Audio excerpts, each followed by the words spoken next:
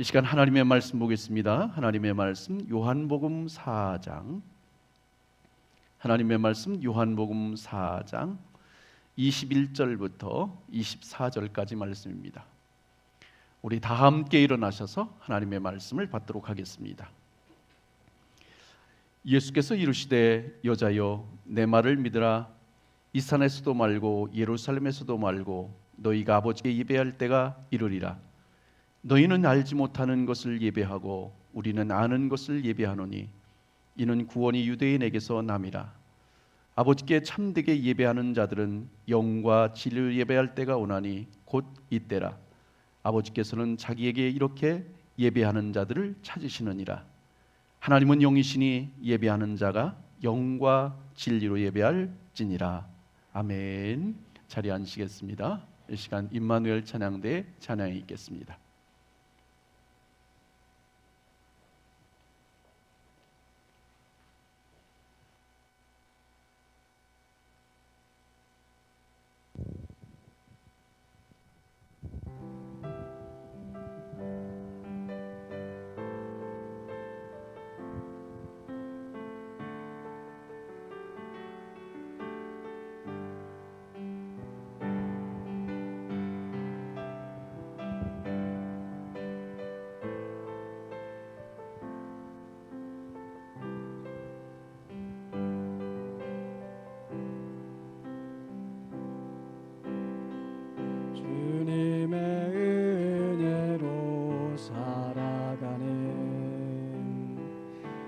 당신의 모습이 참 아름다워요. 주님의 사랑을 나누어 주는 당신의 모습이 너무 아름다워요. 하나님을 감동시키고 세상을 변화시키니 당신은 이 세상에 필요한 사람, 하나님이 좋아하는 사람. 당신 때문에 어두운 세상이 사랑으로 가득 차지요. 당신 때문에 하나님께서 더욱 영광 받으시지요.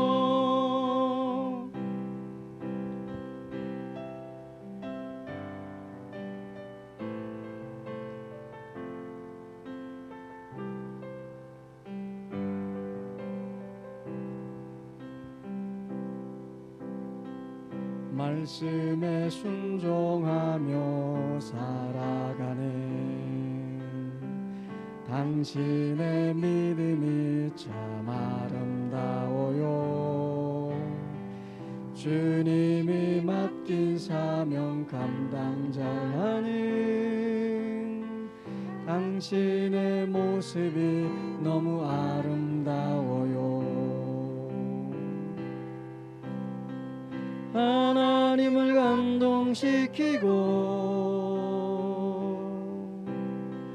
세상을 변화시키니 당신은 이 세상에 필요한 사람, 하나님이 좋아하는 사람. 당신 때문에 어두운 세상이 찬양으로 가득 차지요. 당신 때문에 하나님께서 더욱 영광 받으시지요. 당신 때문에 하나님께서 더욱 영광 받으시지요.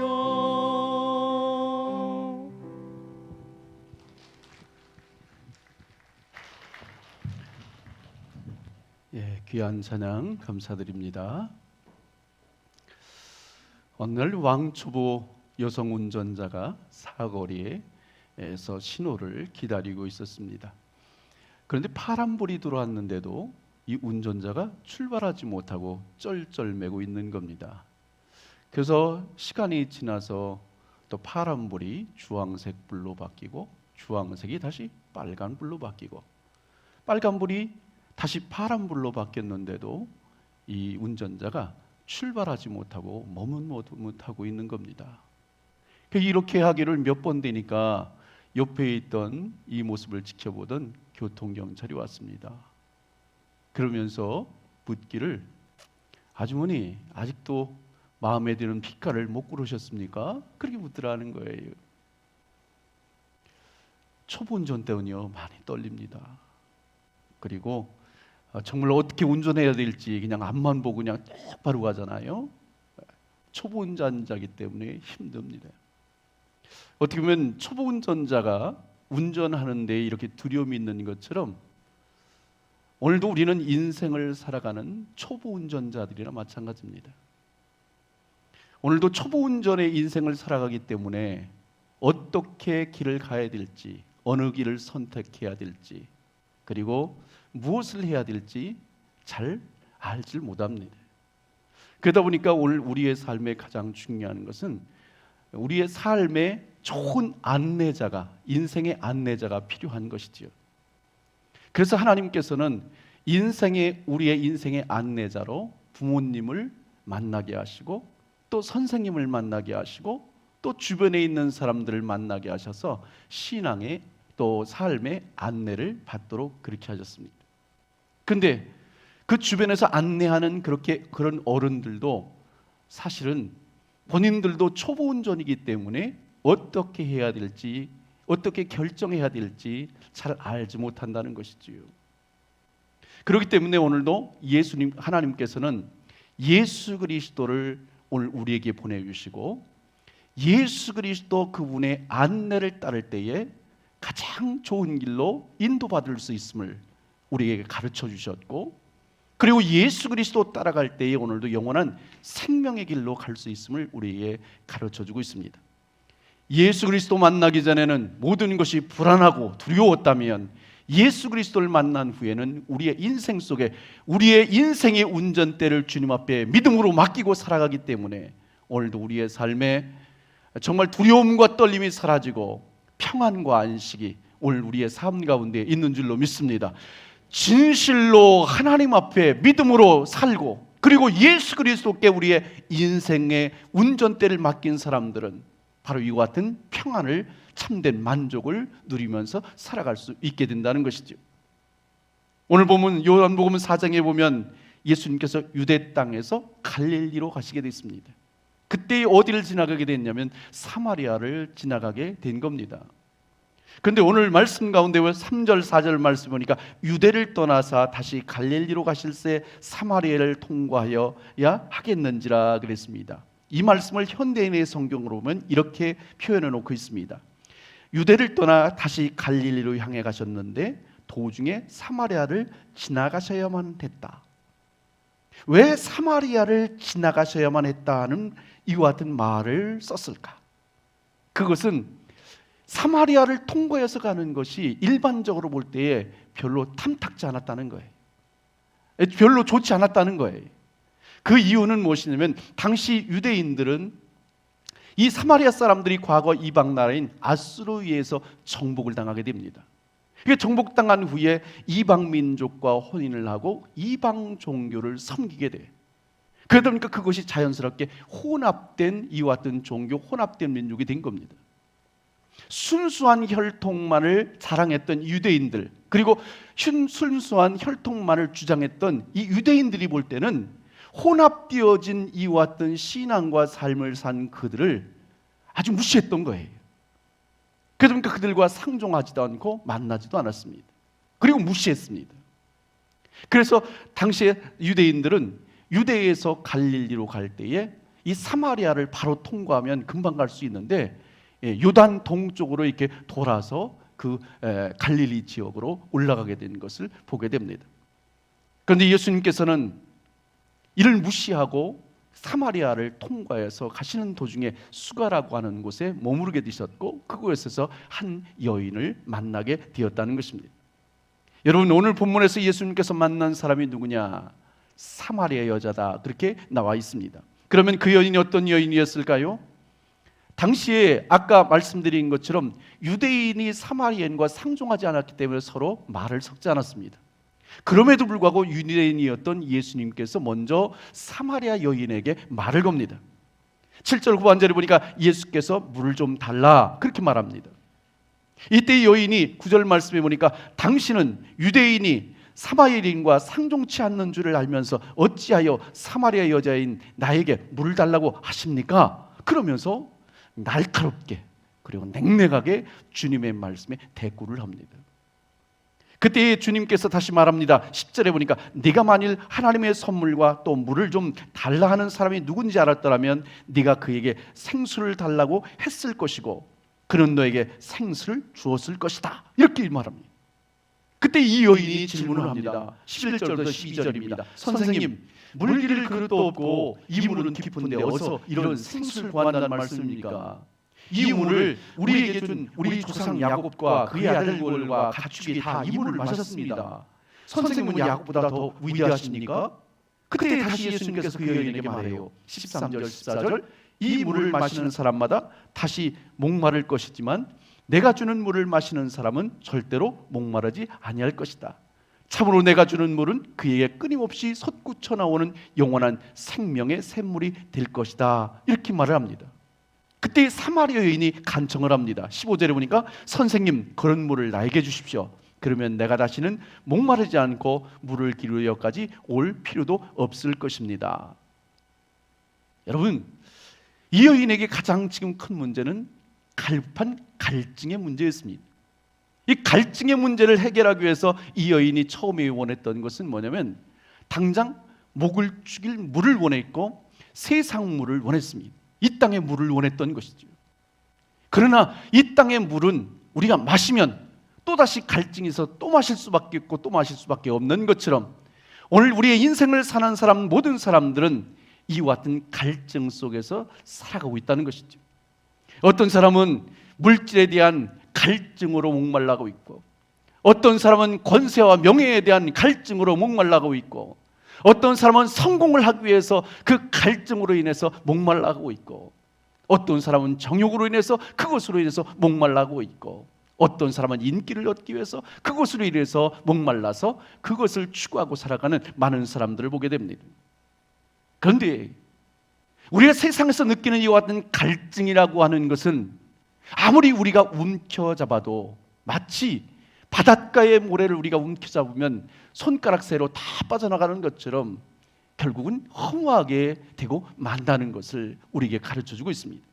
이 여인은 인생의 갈증의 문제에 직면했을 때에 이 모든 것을 풀지 못한 허무함이 그 여인에게 있었다고 하는 것이죠. 또 예수님께서는 사마리아 여인과 7절부터 15절에 생수에 관한 말씀을 나누시다가 갑자기 이상한 말씀을 하십니다. 그것이 바로 16절에 옵니다. 가서 네 남편을 불러오라. 그랬더니 사마리아 여인이 나는 남편이 없습니다.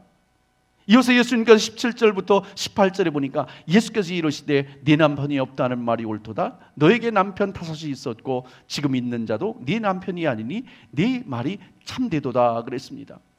여러분, 사마리아 여자는 예수님한테 자기의 새 생활에 대해서 한마디도 하지 않았어요. 그런데 예수님께서는 이미 그것을 속속들이 알고 계시더라는 것이죠. 그 여인에게는 한두 명이 아니라 6명의 남편이 있었는데 그 6명을 계속해서 바꿨지만 결국 만족함이 없었다는 것이죠.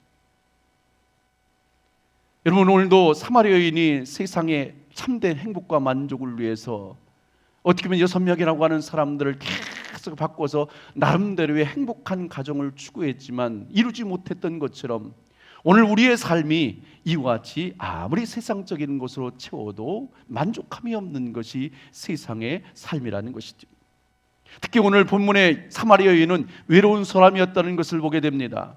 우리나라 한여름의 날씨가 약 30도 정도 된다면 우리나라는 굉장히 더운 날씨에 속합니다. 그래서 밖에 나가서 있게 되면 너무나 뜨거운 날씨인데, 이 당시에 팔레스타인은요 40도 50도가 되는 굉장히 더운 날씨입니다.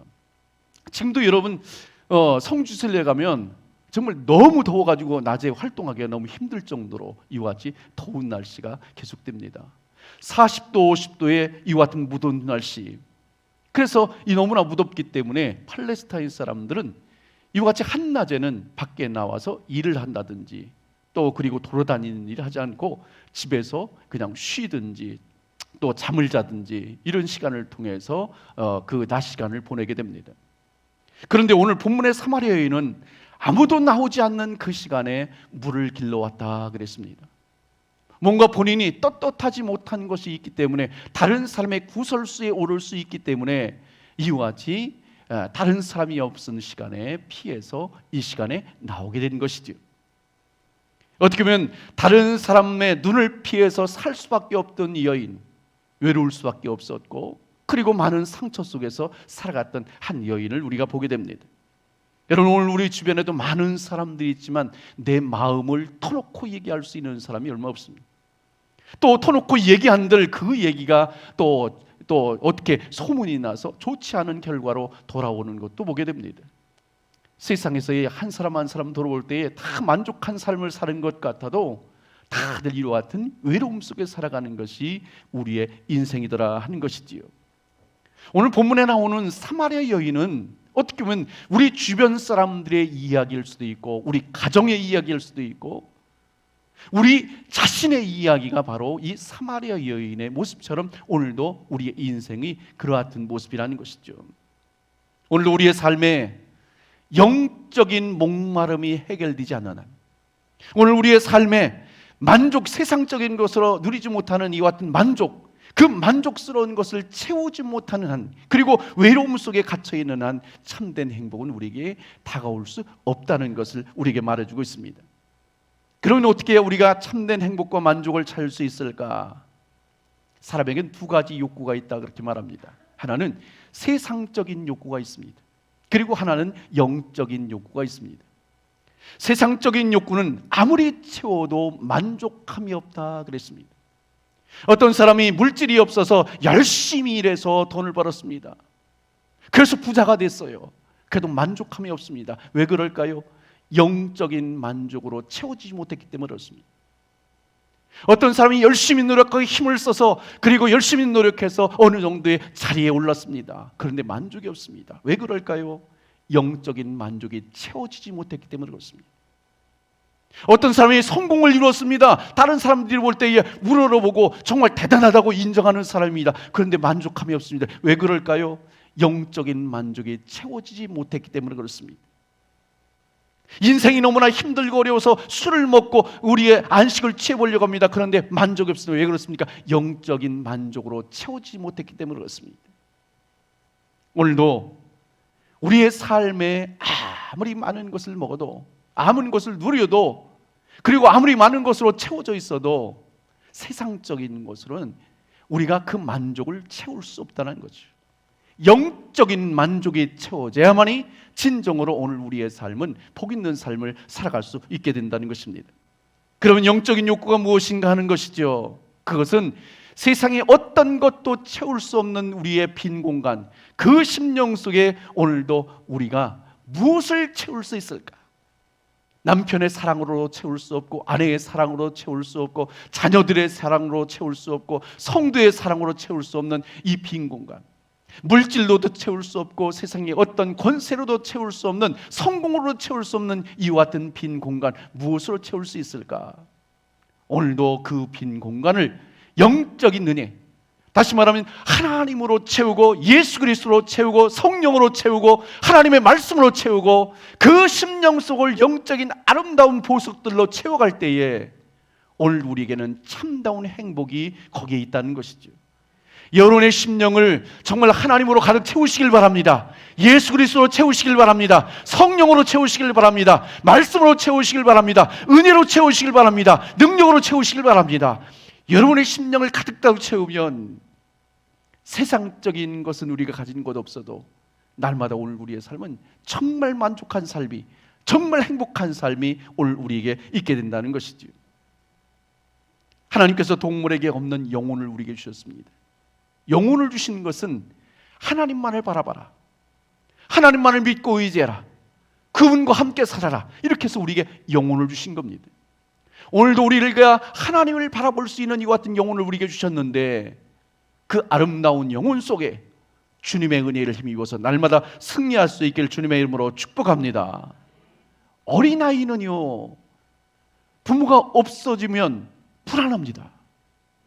그 아이에게 아무리 많은 장난감을 주고 맛있는 것을 주고 그 아이를 어르고 그래도요, 부모를 찾기 전까지는 그 아이가 불안해서 울 수밖에 없는 거예요. 그러나 그 엄마가 딱 나타날 때에 그는 울음을 그치고 그 엄마의 품에 안겨서 참다운 기쁨을 누리게 되는 겁니다. 오늘 우리 믿음의 사람들도 마찬가지입니다. 세상에 어떤 것이 채워진다 할지라도 우리의 심령 속을 채울 수 없는데, 기쁨을 누릴 수 없는데, 오늘 영적인 그 은혜가 우리의 심령 속에 임할 때에 참다운 행복과 기쁨이 여러분의 심령 속에 임하게 될 줄로 믿습니다. 또한 참다운 행복과 만족을 얻기 위해서는 먼저 해결해야 될 두 가지가 있다, 그렇게 말합니다. 우리가 참된 행복과 만족을 얻기 위해서는 먼저 중요한 것은 죄 문제가 해결돼야 된다 하는 것이죠. 자, 예수님께서도 사마리아 여인에게 영원한 생명을 주시기 전에 먼저 무슨 문제를 끄집어냅니까? 남편 문제를 끄집어내는 거예요. 그 문제는 나 혼자만을 간직하고 있었고 다른 사람이 모르도록 정말 두렵고 떨리는 마음으로 나만 간직하고 있었던 이와 같은 부끄러운 일인데, 그것을 먼저 주님께서는 지적하는 거예요. 지적하는 이유가 무엇일까? 그것을 드러내라는 거예요. 네가 감추고 있는 것, 네가 숨기고 있는 것, 나는 다 알고 있다. 여러분, 사람들은 몰라도요, 하나님은 다 알고 있어요. 하나님 앞에 숨길 게 없어요. 여러분, 하나님 앞에 기도할 때 머뭇거리지 마십시오. 내가 있는 것 그대로를 하나님 앞에 내어놓고 기도하시길 바랍니다. 토해놓으시길 바랍니다. 그러면요, 우리의 모든 것 되시는 주님께서 이 모든 것을 다 듣고 용서하시는 거예요. 어떤 사람에게는 부끄러운 죄가 있습니다. 어떤 사람에게는 정말 다시 한번 생각하기도 싫은 이와 같은 죄의 모습도 있습니다. 어떤 사람에게는 다른 사람에게 말할 수 없는 죄도 있어요.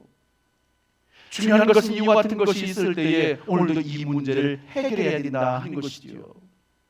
몸 안에 종양이 있을 때에 그 종양을 제거해야만 건강해질 수 있습니다.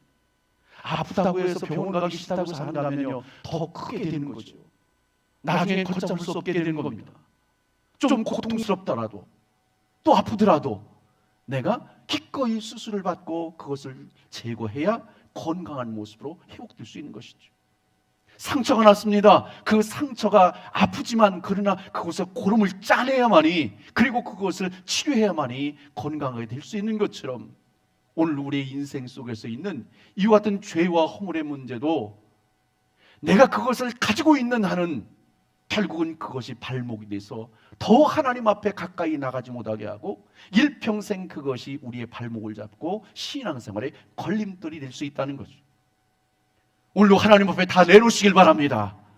오늘도 우리의 부끄러운 죄도 하나님 앞에 내놓을 수 있잖아요. 우리가 다시 한 번 더 생각하기도 싫은 이와 같은 죄도 하나님 앞에 내놓을 수 있잖아요. 다른 사람한테 말하기도 부끄러운 이와 같은 죄도 다른 사람한테 말할 수 없지만 그러나 전능하신 하나님 앞에 다 내놓을 수 있잖아요. 그 주님 앞에 내놓을 때에 주님께서 우리의 모든 죄를 사하신다 말씀하고 있습니다. 오늘도 하나님 앞에 회개하면 요한일서 1장 9절에 보니까 우리가 우리 죄를 자백하면 신실하시고 의로우신 하나님은 우리의 죄를 용서하시고 우리 모든 죄악에서 우리를 깨끗게 하실 것입니다 그랬습니다. 오늘도 우리가 우리의 죄를 자백하면 주님께서는 너의 과거의 죄에 대해서 다시 한번 묻지 않겠다는 거예요. 그것을 문제 삼지 않겠다는 거예요. 그리고 용서하시겠다는 거예요. 그리고 오늘 우리를 향해서 너는 죄 없어 이렇게 선포를 해주신다는 거죠. 하나님 앞에서 여러분들이 속에 있는 답답한 것, 괴로운 것 그거 다 내어놓고 속 시원하게 여러분 앞에 하나님 앞에서 믿음으로 승리하며 살아갈 수 있길 주님의 이름으로 축복합니다. 누가복음 18장에 보면 여러분들이 잘 아는 바리새인과 세리의 기도가 나옵니다. 바리새인이 어떻게 기도합니까? 11절 12절 말씀 가운데입니까? 하나님, 나는 다른 사람들처럼 사기꾼도 아니고 정직하지 못하거나 가늠하는 사람도 아니며 또 이 세리와도 같지 않음을 감사합니다. 나는 일주일에 2번씩 금식하고 모든 수입의 11조를 바치고 있습니다. 그렇게 기도합니다. 그러나 세리는 뭐라고 기도합니까? 13절에 보니까 멀리 있어서 감히 하늘을 우러러보지 못하고 가슴을 치며 하나님, 이 죄인을 불쌍히 여겨주십시오. 그렇게 기도했습니다. 여러분, 바리새인과 세리, 누가 더 의로운 사람입니까? 이 말대로 하면요, 바리새인이 훨씬 더 의로운 사람이에요.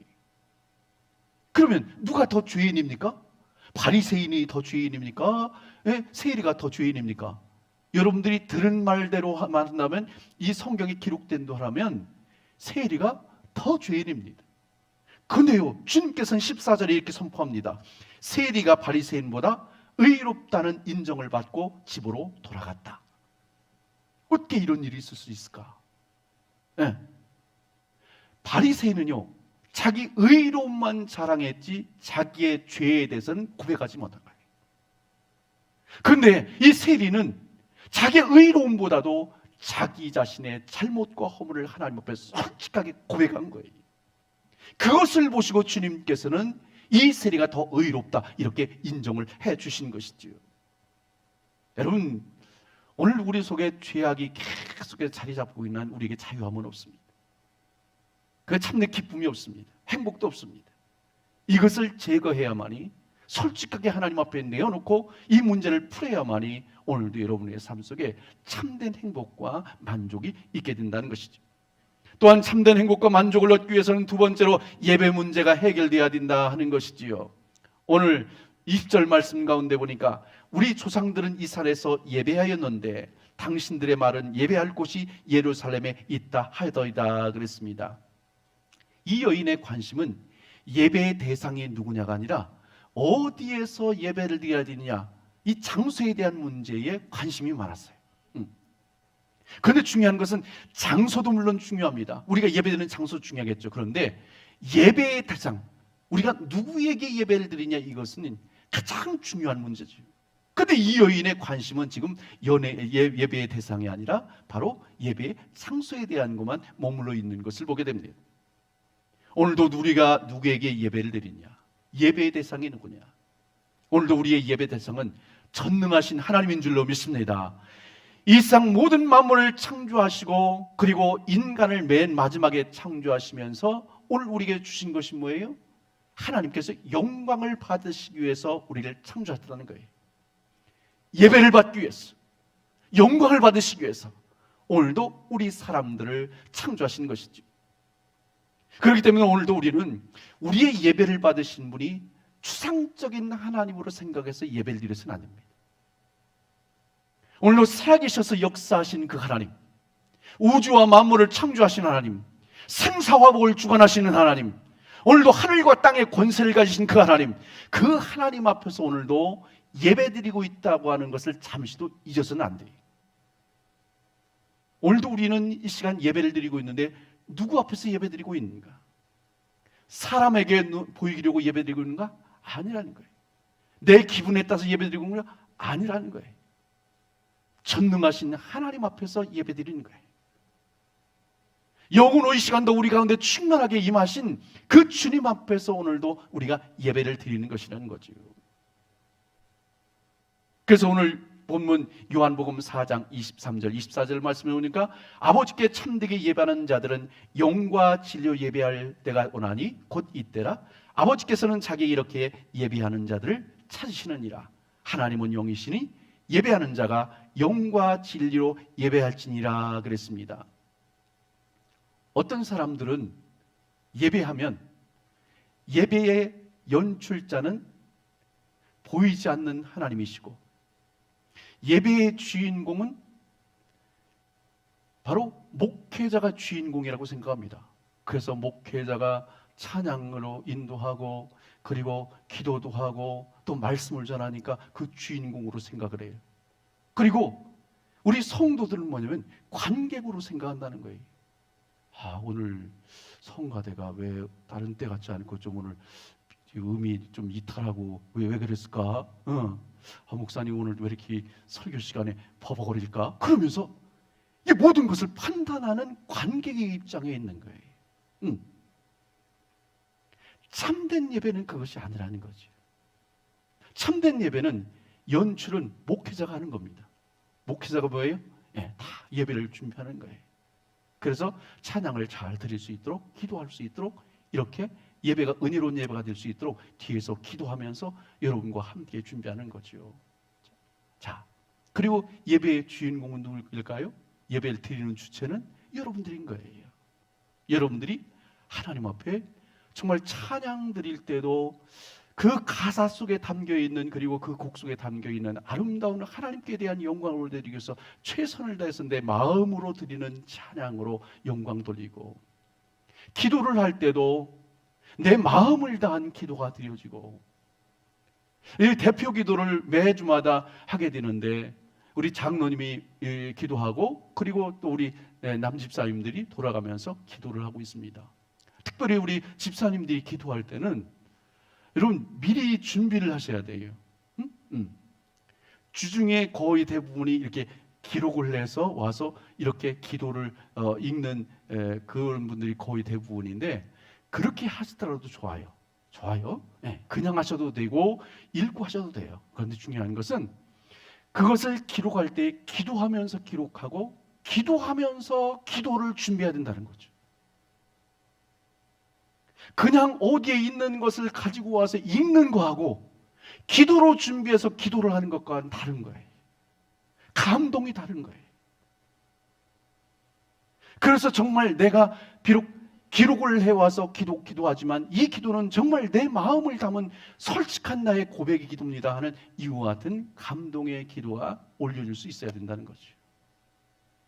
그리고 찬양을 부를 때에 맨 마지막 절을 할 때에 그 부분에 대해서는 여러분들이 준비를 하고 미리 나와서 여기서 딱 세팅을 하고 있어야 돼요. 그래서 찬양이 끝나면 바로 기도가 이어질 수 있도록 하셔야 돼요. 그렇지 않으면 찬양이 끝나고 나오게 되면 그 시간이 한참 걸리게 되고 이 예배의 전체적인 맥이 끊기게 됩니다. 그래서 마지막 소절을 할 때 미리 나와서 딱 준비하고 같이 찬양하다가 기도를 바로 들어갈 수 있도록. 이 모든 것이 뭐예요? 내가 그만큼 준비를 하는 거예요. 주인공이 돼서 그렇게 준비하는 거예요. 하나님 앞에 아름답게 드리는 헌금도 마찬가지예요. 내가 미리 준비해서 하나님 앞에 예물을 드리는 거죠. 그러면 평가를 누가 하실까요? 하나님이 하시는 거예요. 하나님이 그렇기 때문에 받는 예배도 있고 받지 않는 예배도 있는 거예요. 우리가 의미 없이 예배를 드린다면 하나님이 그걸 받지 않을 거예요.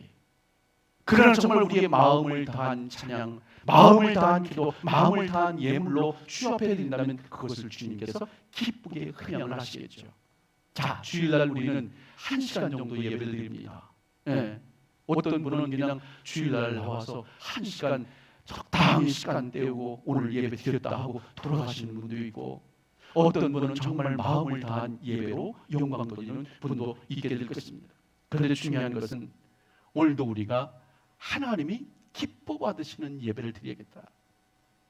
하나님께서 받지 않는 예배는 형식적으로 드리는 예배, 우리의 마음이 담겨있지 않는 예배, 우리의 정성이 없는 예배, 산만하고 졸린 눈으로 드리는 예배, 사람을 만나러 오는 예배, 그리고 내 기분으로 드리는 예배, 이런 것은 하나님께서 기뻐받지 않는다는 거예요.